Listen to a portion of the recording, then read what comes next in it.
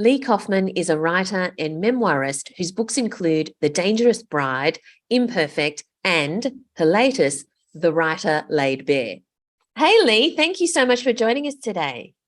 It's my absolute pleasure, Valerie. Your book, The Writer Laid Bare. Wow, what a read. Now, for people who haven't got their hands on a copy yet, can you tell us what it's about? Yes, of course. So it's kind of, it's hard a bit to classify, but it's a part memoir, part writing guide, I would say. But it's not a kind of guide of, like 5 steps to creating your best-selling novel. It's not so sort of structured.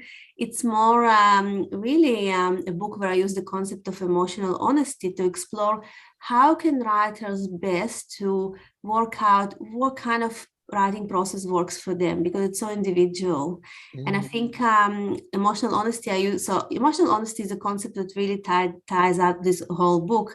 The subtitle is Mastering Emotional Honesty in a Writer's Art, Craft, and Life. And my point is there that we really need to use emotional honesty in terms of self-awareness, so what works for us, but also to be emotionally honest on the page. And I offer in this book some tools of how to try and write really with nuance and with depth about the word. So to write about the word as it is, as opposed to as we want it to be. And then lastly, I'm also looking at this book at something that I think we sometimes overlook, which is writer's life, how we live our private lives and how these lives can be sometimes either overtaken by writing, or sometimes they're not conducive enough to the writing life. So I'm just looking at sort of interface between the two and how to be honest also about the choices that we do in our private lives to have children, how we parent children, our relationships, our friendships, things like this. So you talk about emotional honesty, and and definitely it's kind of obvious to people that if you're writing, let's say, memoir, nonfiction memoir, that emotional honesty is an essential part of that. What about when people are writing fiction? Sure. Well, I just want to say first that actually, from my experience of mentoring a lot of memoirists and teaching a lot of memoir and writing memoir myself, I think honesty in memoir is a very interesting concept. Emotional honesty is not necessarily something that a lot of memoirists are aware of. So it's not the honesty about facts that people sort of know. Yes, we are writing about our lives and we have to be honest about what really happened to us. But I'm thinking, for me, emotional honesty is really about the truth of the story, the deeper truth of the story. So, for example, for me, an emotionally honest memoir, if a memoir, let's say, is about motherhood, so I'm less concerned about the exact facts of how many times a day the mother's having breakdowns over, spilled porridge or whatever else is happening.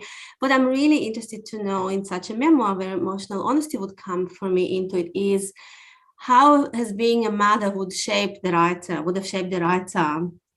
Why do they make the choices they make, the decisions they make in how they parent? What it means to have a children generally for this person. So it's about deep reflection. So in memoir, honesty for me doesn't sort of equal straight away emotional honesty. There's the factual and the emotional. With fiction, I think it's completely the same thing, because to me, really, fiction and memoir, they come from the same, they spring from the same well. They're both artworks, and they're both about really psychological landscapes. They're both about what it's like to be a human, and often they're about issues as well. And so when we write fiction, I think I can just feel when I read an emotionally honest short story or novel, it's the kind of work that looks at life again as it is. I'm thinking about Chekhov here, who I really, really love. And he talks about how a writer, in his view, should be like a chemist. He uses medical metaphors because he's a doctor. He was a doctor.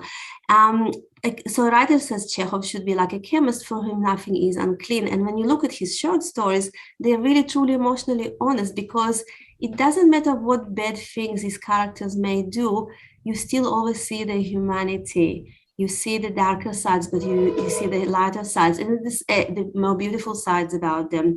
And and this is, to me, emotionally honest fiction, when the writers don't try to Photoshop things. Yes, I love that description. So you were originally from Russia, and then you grew up, or you moved to Israel, and then years later, you moved to Australia. And you say that you've always wanted to be a writer, always wanted to write. Did you know early on whether you wanted to write memoir or fiction, or you didn't care at that point when you were younger? This is a great question because this is really funny, but I actually did not know much about the genre of memoir or creative nonfiction generally until I was in my early 30s, because it just wasn't a thing. When I was studying as a writer in Israel, it was in the early 1990s, late 1990s, then through the 1990s. It was in Israel, the kind of the genre of creative nonfiction memoir didn't sort of trickle into then yet into that country. So it's not like the memoir boom that we had in America, it started in the late 80s. We didn't have it. So I just intuitively wrote fiction because I thought that's what writers do. They just write fiction. So I wrote 3 fiction books in Hebrew, but all of these fiction books were very deeply autobiographical for me, even though the second book, for example, a collection of short stories and novella, was mostly narrated by different male characters. But every male characters I had expressed some kind of anxiety, some kind of issue that I had, some kind of problem that I wanted to explore for these characters. Like I had, for example, a frustrated journalist who felt he came from sort of like a very poor suburbs, as I did at the time, and didn't have the same intellectual, advantages and beginnings like some of his other colleagues. And so there's so many male characters who were actually me. And then when I came to Australia, things happened very accidentally. I saw an ad that Griffith Review was looking for essays on a topic that really spoke to me, which is networks, so social networks. And as a migrant that I was really still quite new to Australia.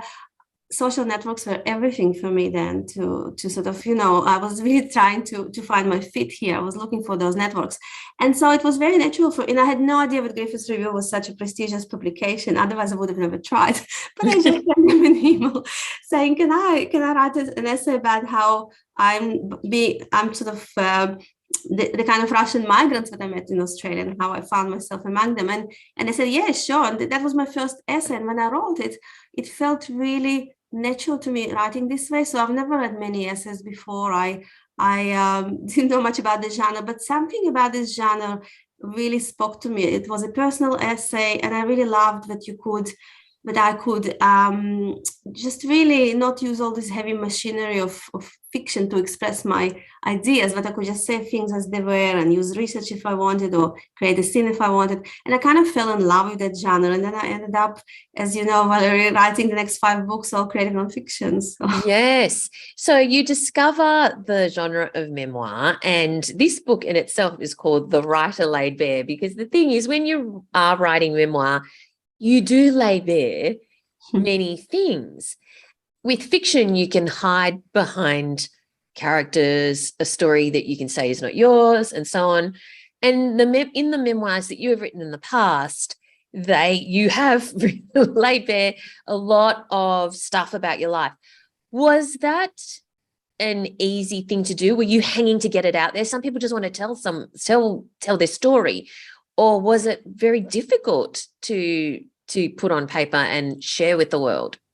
It was difficult. So I'm by nature, I'm a listener more than a talker, even if it may not seem like this now when I'm talking to you. I'm talking to you about things I'm really passionate about, so it's easy for me to talk. But no, I definitely didn't want to tell the world about my experience of non-monogamy, for example, or about that was my first memoir, The Dangerous Bride. And in my second memoir, Imperfect, I actually reveal my scars. I have a lot of scars on my body, and I look at how our appearance can shape our lives. And these scars, I've hidden for so many years. It was completely unnatural to me to actually expose myself in this way. In fact, most of my close friends have never seen my scars. And I don't usually until I wrote this book, and now I talk them to death. But until I wrote this book, I never talked about them unless just mentioning something in passing.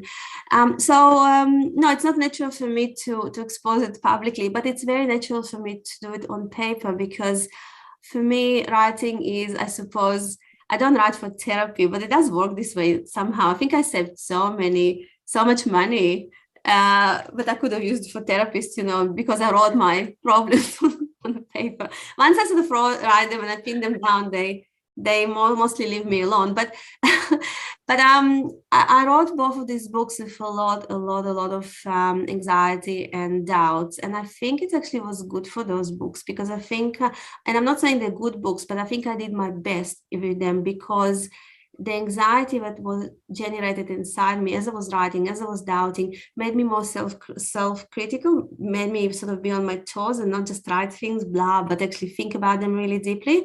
And I think it also injected some energy, I hope so at least, into the writing. I do think that if a writer doesn't worry about what they write, then the reader won't worry either about it. They won't be when the stakes are high, I think it's important when you write, not just me, but anybody. I think the stakes have to be high, whether it's fiction or memoir. I don't think it really matters, actually. So you say that you probably saved a lot of money in therapy, which I completely understand, because writing is very cathartic and is a very therapeutic process. And in this book, you do mention that it helps you understand the world. It helps you understand your relationship with the world. It helps you understand your emotions and what you're going through. You also, as you say, it is called The Writer Laid Bare. So you talk about the writer's life, and you do talk about that it's difficult. There are some words that you use, like bloodshed. It's something that's pulled out of your guts. There's, torture chambers like your writing desk. So I have to ask. So obviously, of course, you talk about some of the positives of writing as well, but the process, those are the sorts of words that you use, and it seems very angst-ridden. So if that's, and obviously that's your experience, and if that's the case with you, is it worth it? Like, should you maybe, do something else? And I'm glad you haven't done something else, because you're a beautiful writer. You write beautifully, but it's stressful to know what you're going through. So have you thought, oh, this is so stressful, maybe I should do something else? All the time, constantly. Thanks, Valerie. And I also must say that, being Jewish, I'm very melodramatic already. So when I write those descriptions, but no, writing it has always been really hard for me. You don't know how many times I thought to myself, I wish I was a visual artist, because I'm probably romanticizing, and I probably find it very difficult too. But visual art always seems to me so much healthier, because you use your body, you move around, you can do it in collaboration. Or sometimes I think maybe I should be a chef, because I love cooking. But yes, definitely. But why do I write? I have, in fact, my first chapter in the book, and one of the longest chapters in the book, is why do I write? Look, I think, like all best things in life, for me at least, again, maybe that's my personal melodrama, but for me, all the best things I've ever done, and I include here falling in love, being a parent, everything, that sort of stuff, teaching, which I really love, and writing, of course, they're always terrifying and wonderful at once. So I think it's just my sort of cross to bear. But if I was sort of to summarize it as succinctly as I can why I write, is because for me, writing probably serves as a kind of, it sounds very pretentious, but it really does work for me this way. It's a metaphysical kind of thing for me. So I think writing serves for me a function that religion serves for some other people. It explains life to me. Said, I work my stuff through writing. I understand the world better, and also because I'm a very sort of scattered person, I've done so many different things that kind of don't sit together. I migrated twice. I change my hair color all the time. I did too many degrees in things I didn't, in very different things, social sciences, or social work, writing, all sorts of things. I've had lots of different so-called careers, from running nightclubs to to even stitching, frying burgers, whatever. So writing has always been the only really constant in my life. It's something that I started writing very young, when I was probably about 8, and it's a bit like a thread that ties me together, holds me intact. Mm, Last thing I'll say is that you know how people, religious people, spiritual people talk about reaching nirvana, or all sorts of experiences of sublime. As much as writing difficult for me, when those moments when I come and it flows, and especially during revision, which is the part of writing I absolutely mm. love, in those moments I probably come as close as possible to sublime. Gets better even than sex. Wow, okay. I like how you describe, you say there's kind of two different writers. There's the ones who really love the first draft, and then the ones where you fall into who love the redrafting. Mm. Why do you love the like I probably fall into the former. Why do you love the redrafting? It's because, Valerie, I'm less adventurous than you are. No, I Seriously. don't think No, no. so. In writing, seriously, it's insecurity. I absolutely terrified. That's where the terror comes mostly from the blank page. I just never think that I have it in me to write the whole story. And so for me, I often to get started on the first draft, and I'm including here even like short pieces that I write, even 600 word pieces that I sometimes get commissioned to write. I'm terrified. So sometimes I would even plagiarize from myself and copy and paste something that I've already written on the page, just so that it sits there. And I think, oh, I've got already some material to work with, and I'll take it out later. But I hate it. But then because I think also being an anxious person as I am, I always think about where I need to get at the end when the page is blank. But once I've written something, what I've written my really bad first draft, and I work as an editor as well and mentor, and I see a lot of first drafts, and mine are among the worst that I see, seriously. But it doesn't matter. Once I've got this really bad first draft, it's like I've got my material, I've got my clay, and now I can relax and do what I really love, because I don't really love telling the story, as in, step by step. But I really love once the story is there, start making meaning out of it. I'm a bit like a detective looking for clues. What did I really mean here? What does it all mean? Why did I write it? What is it saying? And I really love language. So then the revision process for me is when I'm a renovator. I call it builders and renovators. Builders, the writers who build the story in the first draft. And then I'm the renovator. I'm the kind of person who likes to say, oh, okay, well, this window should be a bit bigger, or I think this wall would be better in a purple color, or whatever it is. This is especially when I come to the stage where I start crafting the sentences themselves and contemplate such urgent matters. Should the dress be lilac color, or beautiful antique pink like what you're wearing now? What would be better? That's sort of my fun. And I guess sometimes you might think there shouldn't be a window there at all. I'm going to take it out. Yeah. All the time. I cut forwards. Actually, that's the other thing, because I'm so anxious about first drafts, Valerie, I overwrite obscenely. Oh. It's a very normal practice, and I write very quick, so I think through writing. So, and that's why I think it's also so difficult for me to create first drafts, because if I plan too much, it loses the story loses the mystery for me. It's not interesting for me to write anymore. So, but I need to write a lot and to understand what I'm doing. So it's a normal practice for me. But in my later drafts, I would take out maybe, I don't know, 30 to 40,000 words. Wow. What I've written. Wow, that's a lot. What Okay. about you? You talk about these 4 tenets, which I really like. The first one is write about what is urgent. What's your definition of what is urgent? Can you describe to people what you mean by that tenet? Sure. Of course. So urgency, it's something like, so it's about really what needs to come out. I really don't believe that writers would do their best if they will clinically and intellectually choose the subjects.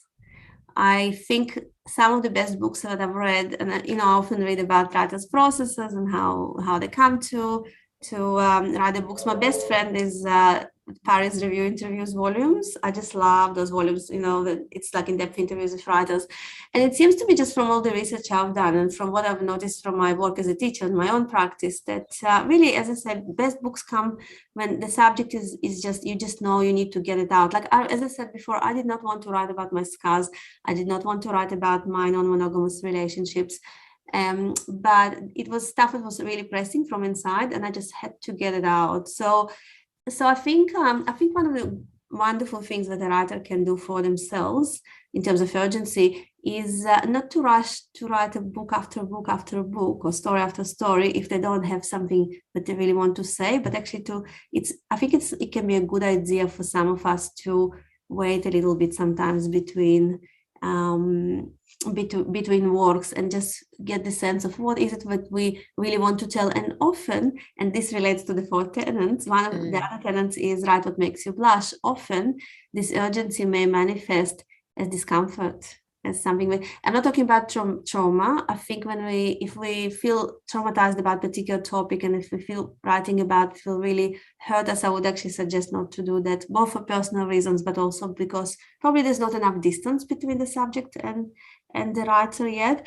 But if it just makes us uncomfortable because we want to be liked and think of highly, then I think we should push through these barriers and go for that subject. And be uncomfortable. Yes, absolutely. I actually, just very quickly on this topic, I actually really love what the Norwegian author Karl of Knausgård has to say about it. He coined the word shame on meter, like barometer. Oh, yes. So he said that he's sort of it's, if he feels shame about something, that's his indicator that there is good literary material there. So it's not easy to be a writer. Absolutely, that's partly why it's so hard. So on that, I was mentoring a writer the other day, and she wanted to write a particular subject about her family, and it was uncomfortable. And I said, you need to write it first as if no one's going to read it except for you. And that was a useful exercise for her because it helped her make sense, helped her understand what she was trying to say. However, even though that's a very good technique, then there are a lot of people who, yes, it helps them understand, but they're still not going to put their name to it. But memoirists, they put their name to it, right? They write into the discomfort, and then it's out there for the whole world to read. Is that something that you're just used to now and you're really comfortable with that? Or do you still struggle with everyone's going to read about all these things that I've never told anyone?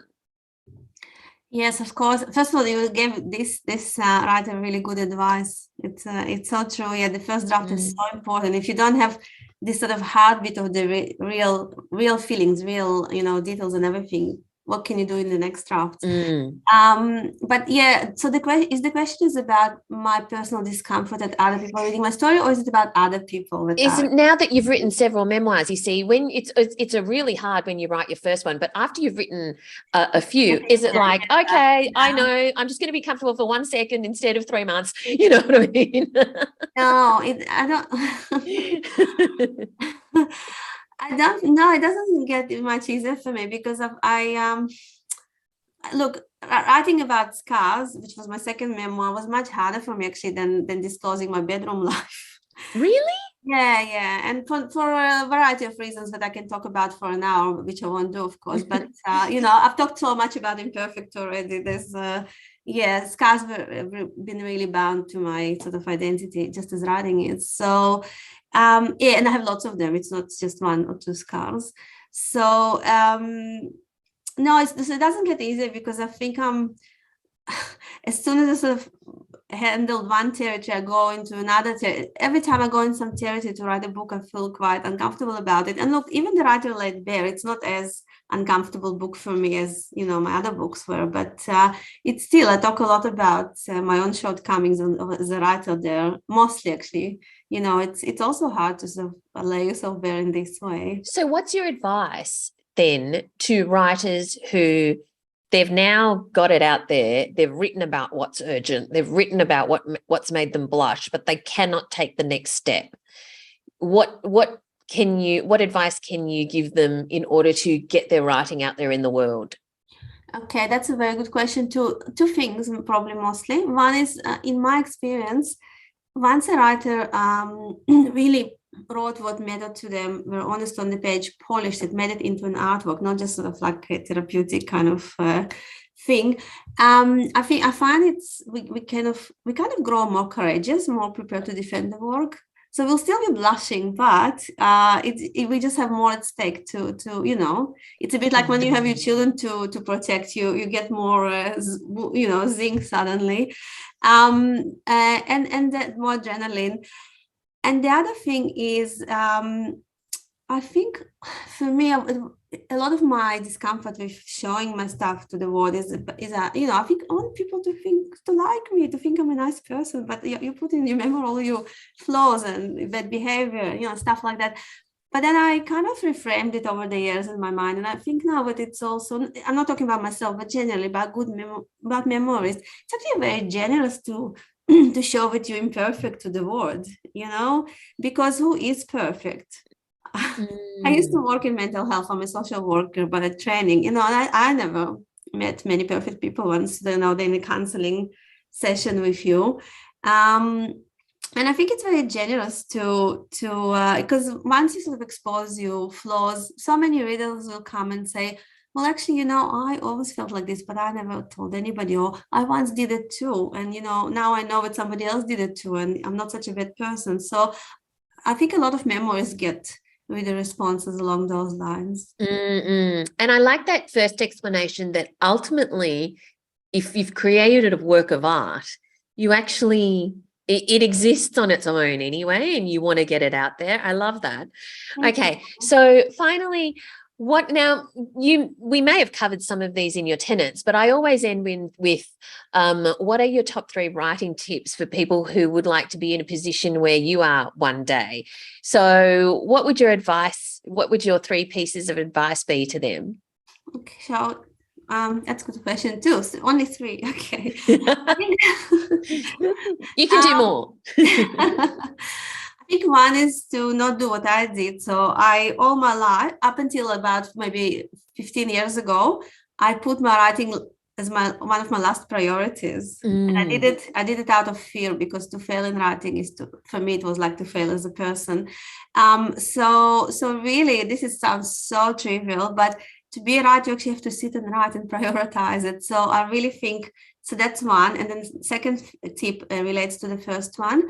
It's not enough just prioritizing your writing, but I think from everything I've experienced as a teacher and as a practitioner myself, that what really counts in finishing a book is persevering. I mean, given that it's the book, you're writing the book, you need to write and you have talent. What really counts is if you put loads and loads of hours into this every week, but if you do it frequently. So I think frequently, like with anything, like with gym exercise, whatever, counts much more than like how many writing hours you do at once. So it's really not as effective to clear one day a week to write. It's much more effective to write for 1 hour 5 times a week, because very big, and I'm glad you think like this too, Valerie. Absolutely. You're right. The gym example is the perfect analogy. Yeah, and also because even neuroscientific research into creativity shows that a very big part of our creativity happens in our subconscious, and if we in touch with the work frequently, we actually write much more than that 1 hour in front of the screen. Yes. It will occur to us, we'll be taking notes. Yeah, you know what it's like. And the last thing I would say is, to be a good writer, I think we need to develop real relationship with the prose itself, and to think about the sentences we create as just as important element as a character or plot. Because going back to this idea of the subconscious, a lot of the time when we say, oh, I really love that writer, or I really love that writer, I really dislike that particular writer, what we often talking about without even realizing is we instinctively relate to their voice, to the texture and flavor of their prose. And that's why when you're a really good writer, not everybody is going to like you, because some, like with very strong things, it's very distinct things. Some people really respond to this type of prose and others don't. But you want to be the kind of person who nobody, because you don't want to be beige, but everybody kind of will say, oh, you're nice, but nobody will buy your books. So I think writers really need to develop very intimate and personal relationship with language, such as, I'll just give one example so it doesn't sound so abstract, and I'll end there.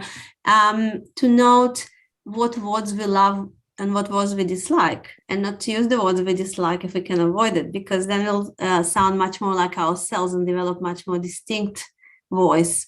So, for example, I hate the word comment. Don't ask me why. It's a sensual thing. It's not a so I don't mind when other people say it, but it's just very unnatural for me to write it or to comment. Yeah, I know, ridiculous. It's an intimate relationship with language. Can you believe it? And it's a very common word. Whereas I really love the word strawberries. And I don't necessarily like even eating strawberries, but I love the word. So I'll use it. I love that. Okay, fantastic. Great pieces of advice. And congratulations on your latest book, The Writer Laid Bare. Beautiful writing. Thank you so much for your time today, Lee. Thank you very much for having me, Valerie. It was fantastic.